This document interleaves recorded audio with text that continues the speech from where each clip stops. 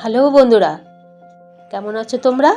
দেখো এখানে প্লেটের মধ্যে আছে পাউরুটি, চিনেবাদাম, শুকনো লঙ্কা, ধনে, জিরে, কারি পাতা, এগুলো সব কিন্তু একটু ফ্রাই করা আছে তাওয়াতে, খালি প্যানের মধ্যে একটু ফ্রাই করে নেওয়া হয়েছে।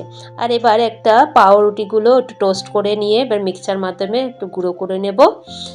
আর চিনেবাদাম ফ্রাই করা সেটাও আমি মিক্সচার মাধ্যমে একটু গুঁড়ো করে নেব।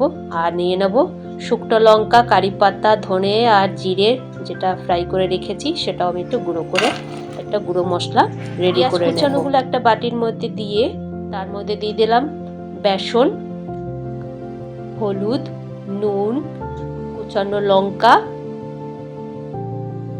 এবার দিয়ে ভালো করে একটু মাখিয়ে নেব পেঁয়াজের মধ্যে। অল্প পরিমাণে কিন্তু আমি এর মধ্যে চিনি অ্যাড করব।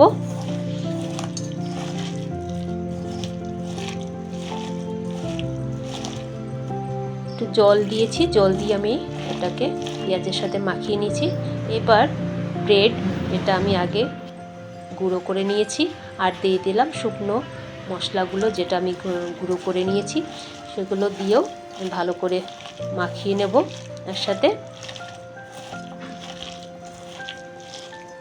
শুকনো মশলাটা যেটা তৈরি করেছি না, সেটা সুন্দর কিন্তু একটা ফ্লেভার আসবে।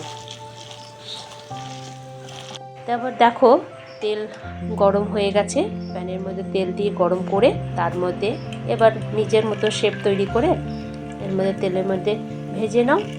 একটু একটু ভালো করে ভেজে নিয়ে তারপরে গরম গরম পরিবেশন করো। বিকালের চটজলদি জল খাবার জমে যাবে। তোমাদের খেয়ে কেমন লাগছে আমাকে লাইক কমেন্ট করে জানিও, তোমাদের কমেন্টের অপেক্ষায় থাকবো।